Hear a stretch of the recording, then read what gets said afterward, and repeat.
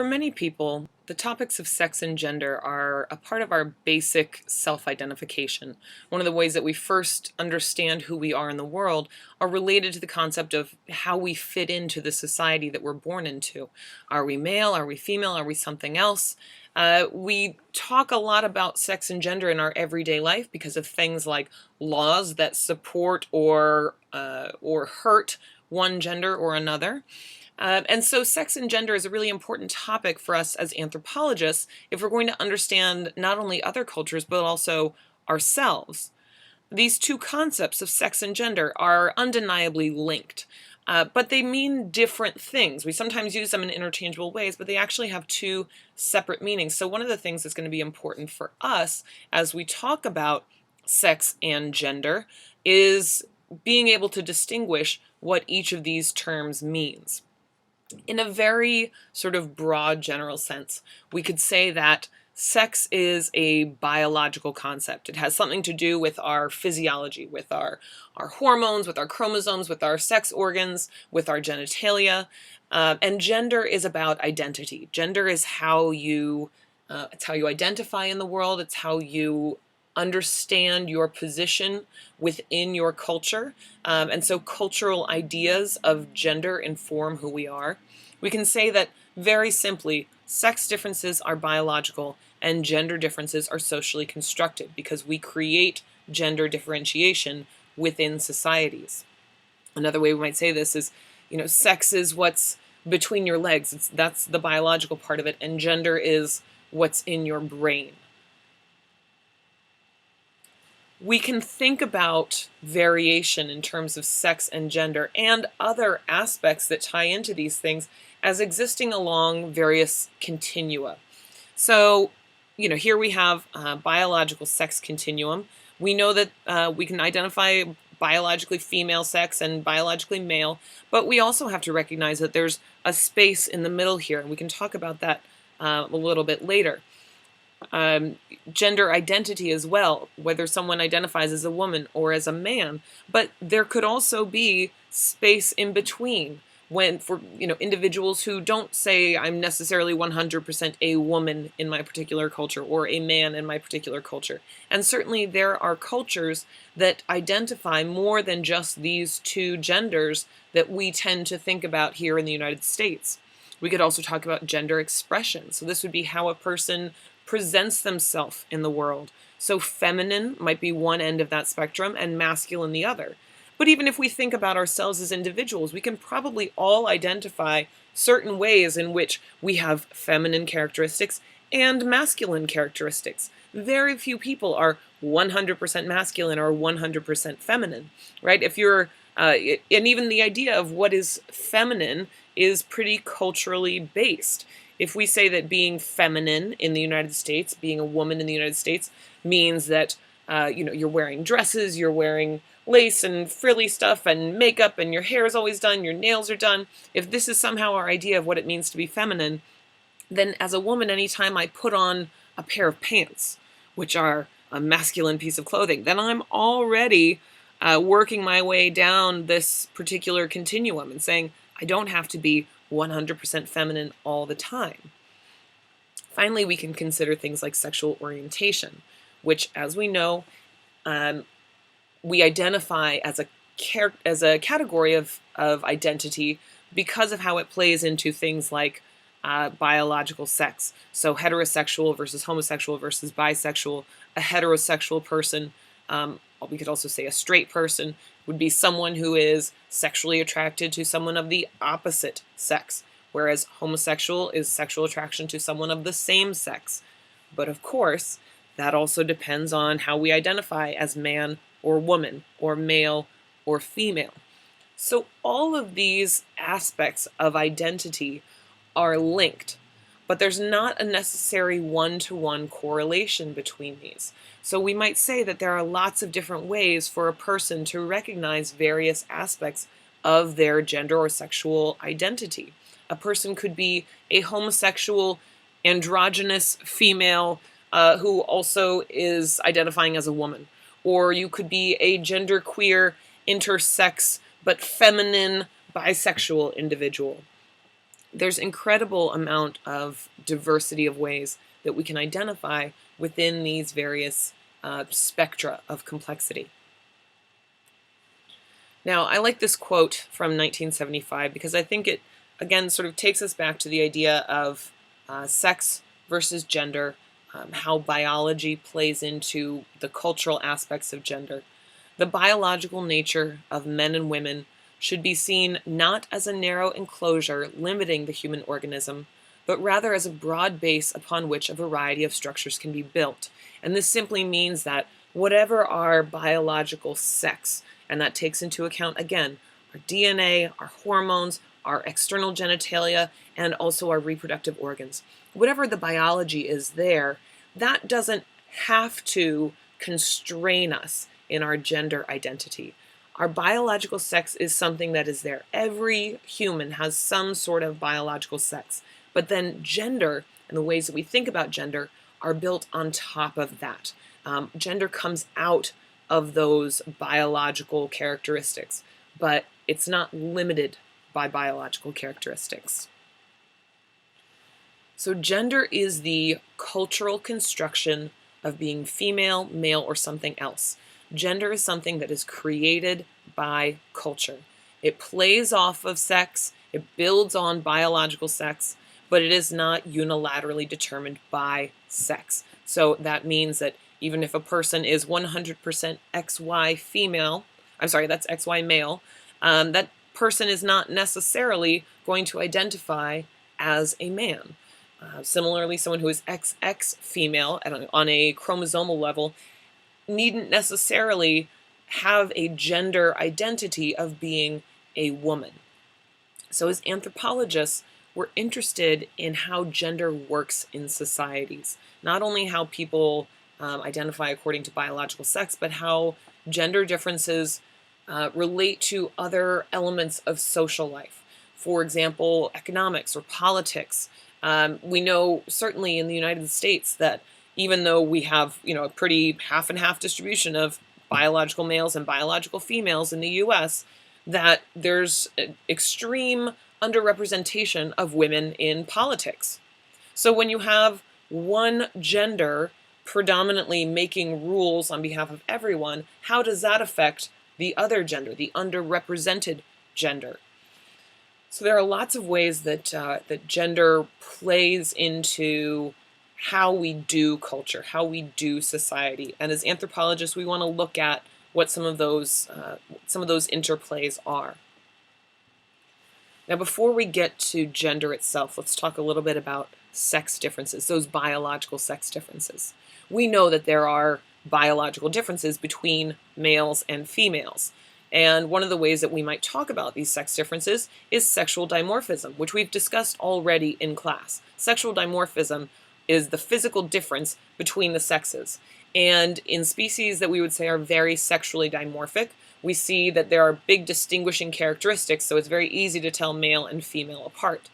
Animals like peacocks, right? The male peacocks have very bright feathers, long tail feathers. They're sort of, showing off for the females. Whereas female peacocks are rather bland in appearance. They're sort of this beige color. They don't have these brightly colored feathers in the same ways that males do. So they're a highly dimorphic species. Gorillas are also a very sexually dimorphic species, where male gorillas are about twice the size of female gorillas.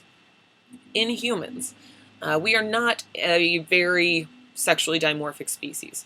Obviously, we do have some biological differences between males and females, and if we look outside of just genitals or secondary sex characteristics like breasts, we can see that within populations of humans, men are typically taller than women, they're typically heavier than women, and they're also typically stronger than women.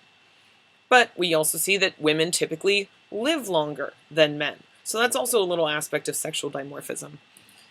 I want to call your attention to this picture up in the top right-hand corner here. We see a human woman and a human man. They're each holding fossils. So in this photo, we see a smaller statured woman and a larger statured man. They're holding fossils of the same species, and this is a very sexually dimorphic species of animal. This gentleman here holding this fossil, this is the female of this particular species, and the woman is holding the male of the species. So I put this in here because I wanted to just call your attention to the fact that while we often think that sexual dimorphism produces males that are very large or males that are very specialized in some sort of way, in other species, in many other species, it's females who are larger or somehow differentiated, and males can be much smaller. We also can consider, when it comes to the biology of humans, the fact that human reproduction requires different things of males and females. There's a different amount of energy that needs to be invested in human reproduction. And we can think of this just very simply as the question of what does it take to make a baby? What does it take to bring a child into this world and make that child survive from a purely biological standpoint? Now, for males, for human males, sexual reproduction is the act of sex. It's the ability to, create sperm and then implant that sperm or deliver the sperm to a female. But men do not have to invest biologically after that point of fertilization. Now, of course, we know that men do invest. Men invest incredible resources in their offspring and in their partners. But from a biological standpoint, the male investment in reproduction is very, very small. And we can think of it even in the number of calories. The number of calories that a man has to invest to biologically create a child is very minimal. Compare this to a woman, to a female human. Not only must this female human ovulate and have eggs ready to be implanted, but she then must gestate.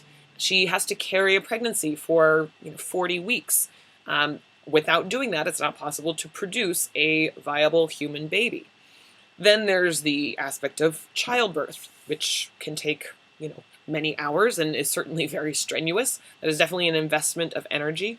And after that, you have a lactation period of generally at least 6 months, often more around the 2-year mark. So for a male to produce a baby, we're talking about an investment of, let's just say, 1 evening. But for a female to produce a baby, we're talking about at least 2 years. I mean, if we're being, rather conservative. These biological sex differences play a role in how genders are understood or how people live gendered lives in societies. And we're going to, again, sort of loop back around to this. Now, what's not really included on this slide is the idea or the fact that while we know that there are biological females, we know that there are biological males, there is also that space in the middle. Individuals who are not 100% biologically XX female or 100% biologically XY male. And these individuals we refer to as intersex. So let's go back to our little genderbread person. Intersex is this position in the middle of the biological sex spectrum. There are many, many ways of being intersex, but it simply is sort of an umbrella term to refer to individuals who have a biological characteristic that is somehow not 100% female or 100% male. And there are some videos on Blackboard that have been linked that go into intersexism a little bit more, because it's something that not a lot of people talk about, but it's actually fairly common in the world that we live in. So intersex individuals play an important role in what it means to identify with biological sex. And we have to make sure that we understand that intersex individuals are members of the world that we live in and should be a part of this conversation. If we go back to gender, and if we say, gender is something that's built on biology, biologically we know there are females, we know there are males, we also know there are intersex individuals, we can start to ask how many genders do we recognize.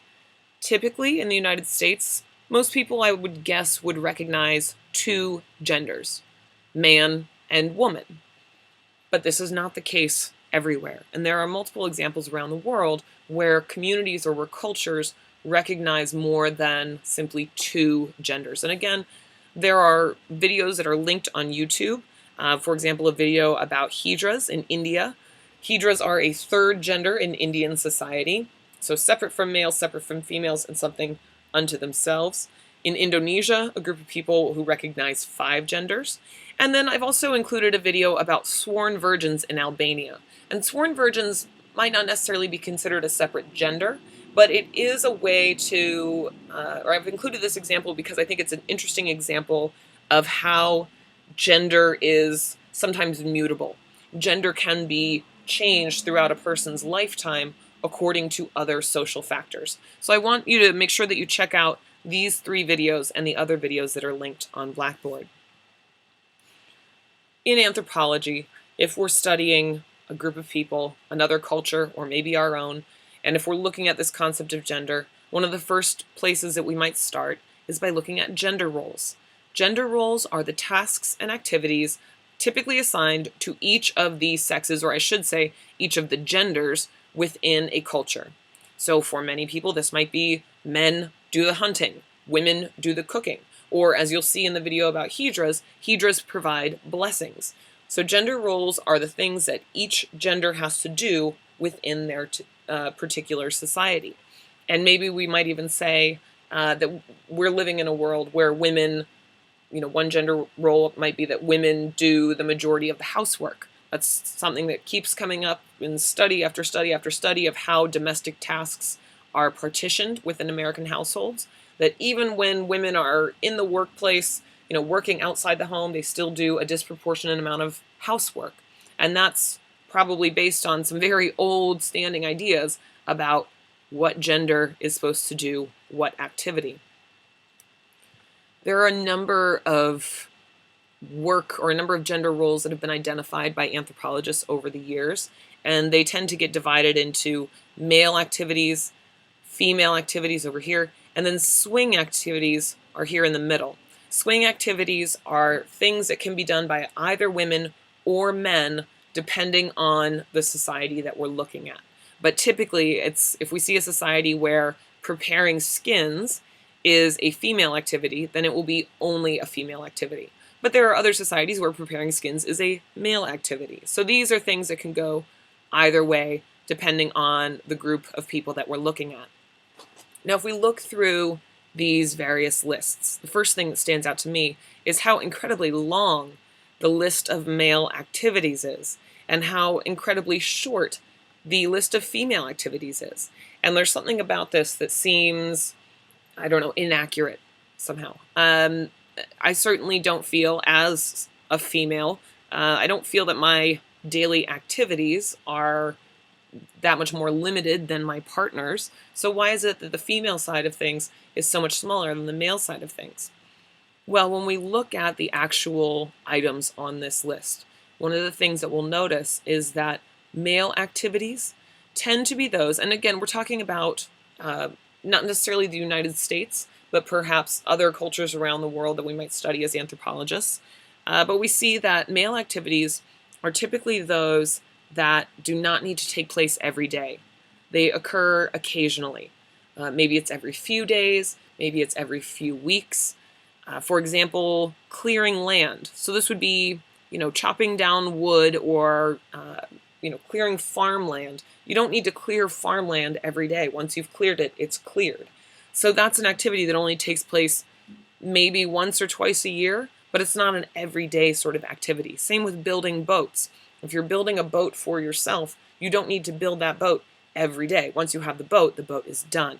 So male activities tend to be those activities that take place less frequently, whereas female activities are things that have to be done every day.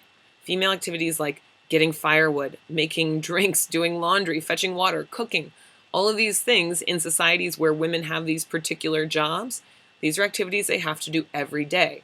And we can refer to these as subsistence tasks. Subsistence tasks are things that have to happen every day for people to survive. And it's much more often that it's women that are in charge of those particular jobs. Now, in looking at this list, there's another thing that seems to be missing to my mind. And I wonder if you might be seeing a similar trend here, or similar pattern. There's no childcare on this list anywhere.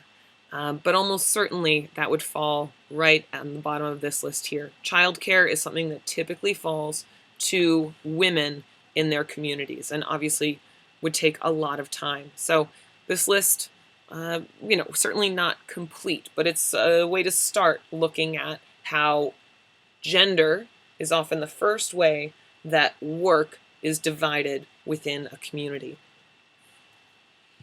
We could also see in that list that men tend to do jobs that take place outside of the home. So we refer to these as extra domestic tasks. Things like hunting large animals, or fishing, or chopping down wood. These are things that happen away from the home. And in many societies, when activities take place away from the home, they also tend to carry more prestige with them. So, if a group of men go out hunting, then being able to hunt a very large animal is going to bring you a lot of social status. So we see extra domestic tasks and prestige associated with male work. On the flip side of that, women do more subsistence work, so the work that has to be done every day for people to survive. This is also most often domestic work, meaning it happens inside or immediately around the home.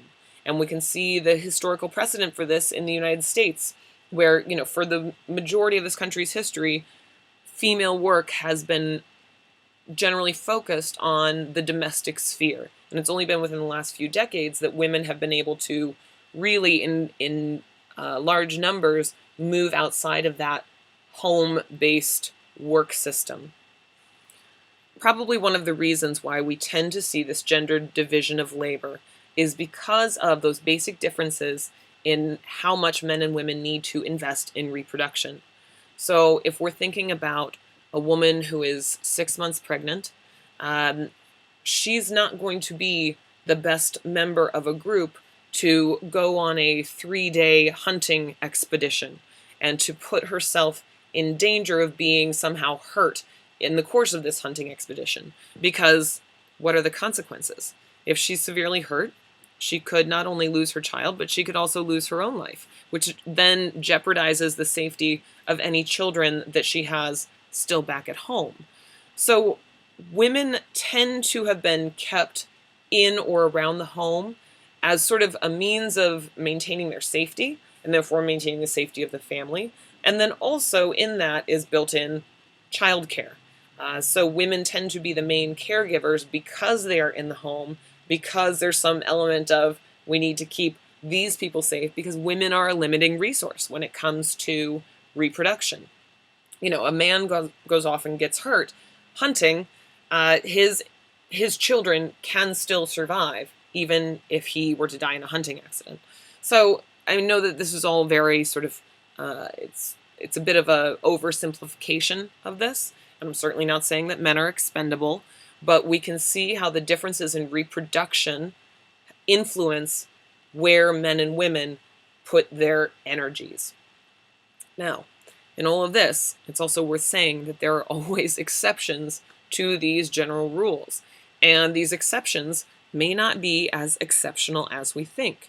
So here we have a picture of an Australian Aboriginal woman, and she is doing part of her daily, we might call it somewhat domestic task of gathering.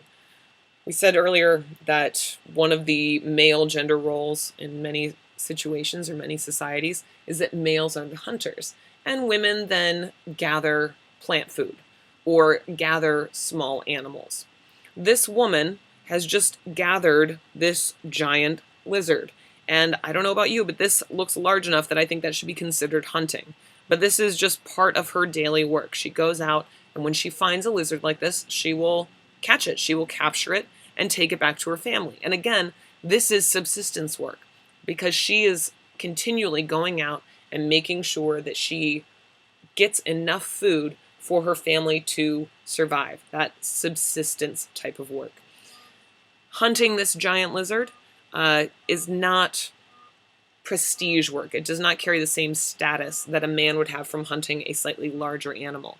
So even when we see men and women doing a lot of the same work, women tend to have lower social status attached to it. We can also look at gender stereotypes when we're studying gender in a culture. A gender stereotype is an oversimplified but strongly held idea about the sexes within a culture. Basically, it's ideas about what men and women can and can't do.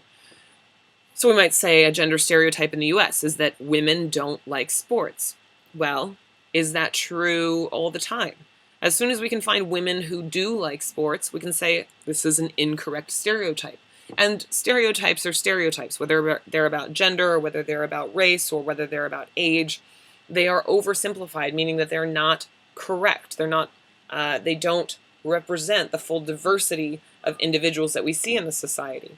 So gender stereotypes, more often than not, serve to limit people. Even things like, women can't drive cars or women are bad drivers. That's a gender stereotype because it implies that just by knowing a person's gender, you can know this other aspect of their life. But as soon as we see some good female drivers, then we can say, all right, this is an incorrect stereotype. I've also included these two pictures here from the 2008 election when Barack Obama was elected president. Leading up to that election, of course, for the Democrat nomination, there was a battle between Hillary Clinton and Barack Obama for the nomination. And this was a very interesting time in American history because we really had to, it was a time when America had to decide whether, what types of stereotypes they really wanted to play up or admit to. And Hillary Clinton got a lot of crap thrown her way just because she was a woman. And she's, been facing the same thing in the 2016 election cycle. Perhaps not quite as much, but ideas of, can a woman be president? Well, she's probably going to be too emotional. She'll probably cry during, meetings with foreign heads of state, and she'll accidentally bomb someone because she's on her period. These are gender stereotypes, the idea that a woman is too emotional to do certain types of work. And they come out again and again and again because that's how stereotypes work. They're insidious. They sit at the base of how we understand the world. Another key term for us is gender stratification. Gender stratification is the unequal distribution of power, influence, resources, freedoms, etc. between the sexes within a culture. So anytime we see that one gender has more power than another, or has more economic power, or more political power, more social status, we refer to that as gender stratification. We can see elements of gender stratification in many, many societies around the world, even in the United States, where we feel that we do a pretty good job addressing gender. I think a lot of people would say, we're better than a lot of other countries in the world, but we're still a very gender stratified nation. For example, if we look at the wage disparity, we know that there are many industries in the US where women are underpaid for equivalent work. So women make less money for doing the same jobs as men. If we look at some stats, and these are a few years old now, but in the United States today, about 6 out of the 10 bachelor's degrees that are earned every year are earned by women. But men and women going into the workforce, there's a pretty big disparity in their paychecks for people with the exact same degree. So men tend to be paid, $50,000 versus $41,000 for the equivalent degree. This might have something to do with the type of work that's being done. So maybe men and women are taking different jobs after graduating from college. But then we could also ask, why is that? Why are men and women taking different jobs? And if we think that men are better suited for some work and women for different types of work, isn't that again just repeating these gender stereotypes that underpin things? When we further add in that divorce rates in particular in the US have been increasing over the last several decades, and as we see an increase in divorce, we also see an increase in the number of single-parent households, and the majority of single-parent households in the United States are female-headed households. Certainly we have a lot of single-father households as well, but when we have a lot of single mothers making less than men for the same work, we see that whenever there's any type of economic hardship in a society, women will always feel it. Women will always suffer from economic difficulties. And again, certainly men suffer as well. But to say that poverty has a woman's face means that no matter where we look in the world, anytime we see a large portion of the society struggling, really struggling with poverty, women are always disproportionately in that sort of poverty class. So gender stratification has real implications, and it affects many, many people around the world. All right, in any discussion of sex and gender, of course, we have to consider also sexual orientation, because we think a lot about sexual orientation, especially in the US. We are sort of obsessed with sex and understanding who's doing what to whom and how and when and whatever. We're very interested and invested in this concept of sexual orientation. And even if it's because we want to make sure that no one's doing anything that we think is normal or weird or not normal, whatever. Sexual orientation is a person's habitual sexual attraction to and sexual activities with others. So in the US, again, we might consider sexual orientations to be things like gay, straight, bisexual, pansexual. It's, who are you attracted to and who do you form romantic relationships with? Many of us might, we view sexual orientation as it relates to things like gender and biological sex.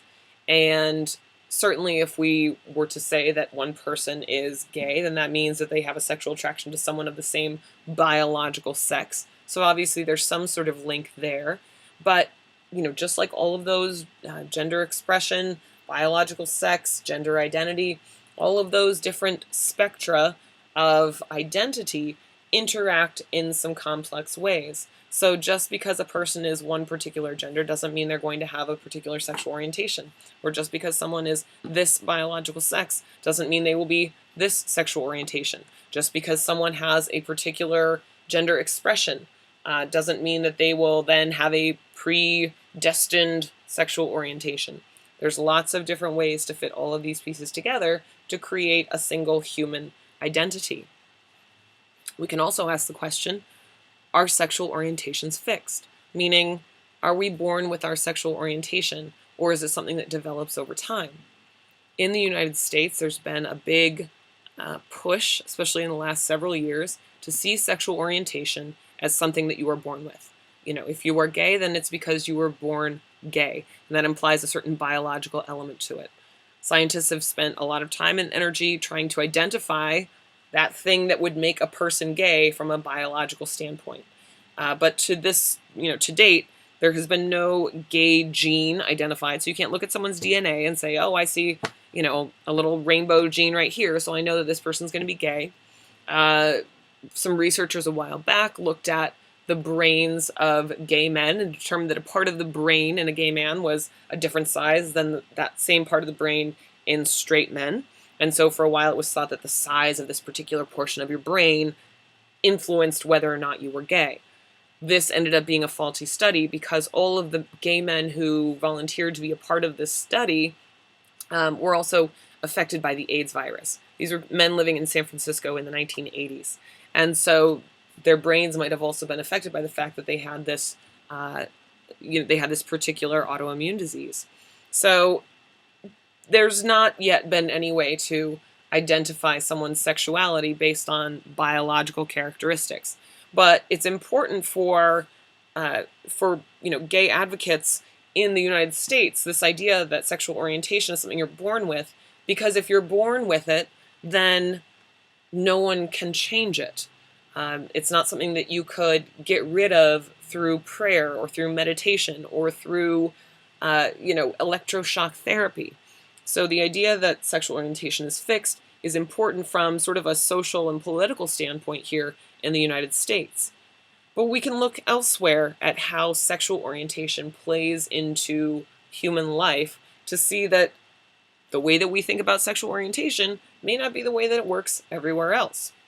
So, for example, a group of people from Papua New Guinea, this is over Southeast Asia, sort of near Australia, a group of people called the Etoro, have a belief system in which men, how do I want to say this? men and women have sex only for the purposes of reproduction. And that's because every time a man has sex, he is losing a little bit of his life force. So they believe that a person's life force is basically, it exists within semen. So every time you lose semen, every time you have sex and some of that semen is sort of given away, that's taking away a little bit of your own life force. So men would consider women who want to have sex too much, whatever that means, they would consider women possibly witches who were trying to kill them by extracting life force out of them. So for the Atoro, this idea of who has life force and how it moves between people is very important for this discussion of sexual orientation. The Atoro believe that men are not born with their full amount of life force. So they actually need to receive it from someone else. And obviously, since it's men who have that life force, they need to receive it from other men. So in a Toro society, the traditional practice has been that young men in the group perform oral sex on older males in order to acquire this life force. In the United States, if we talk about regular sexual interaction between two individuals, and if it's between two men, we would say, all right, these two men are therefore gay. But does that definition make sense for the Atoro? Does this mean that all Atoro men are gay if they are performing oral sex as a way of receiving life force? I would say no. It doesn't mean that they are gay, because this is not about sexual attraction. It's not even about, it's not about sexual romantic activities. It's how does this young man become a full-grown man in this society? It's part of life. It's a coming-of-age ritual. And it's divorced then from sexual orientation. So not only do we have to consider sort of the varieties of ways that sexual orientation can play out, but we also have to consider that sexual activity is not always an indicator of sexual orientation. There are a few other examples of, how sexual activity plays into various societies, but you can read more about these in your textbook rather than me explaining them here. Okay, finally, I want to look at gender as it exists within some groups of people who are alive today, and specifically within groups of foragers. Now, foragers, as you know, foraging is another term for hunter-gatherers. So hunter-gatherers are people who get all of their food from the wild. Men hunt wild animals, women collect wild plant foods. What we tend to see in foraging groups is that the genders have a relative equality between them. And we refer to this as being egalitarian. So egalitarian means that within a society, people have relatively equal status or less gender stratification. And this is certainly true of foragers like the San Bushmen who live here in southern Africa. Now, there is some differentiation of status within a group, so older individuals tend to have a little bit more status. Men do tend to have a little bit more status than women in San groups, but by and large, we could say that men and women have relatively equal status within San Bushman communities. Compare that to the Inuit here, who live in the northern part of North America. Inuit societies have a lot more gender stratification. In fact, they're really pretty gender stratified. So men have a lot more social status than women do in these communities. Well, why might that be? Why would it be that this forager group is egalitarian and this forager group is gender stratified? To answer this question, we have to understand a little bit about geography. So let's take a look at a map of the world. Again, the San live here in southern Africa, and the Inuit live up here in northern North America and Greenland. The San live in a part of the world that it's very warm, it's very tropical, and there are lots of different types of foods available to these forager groups.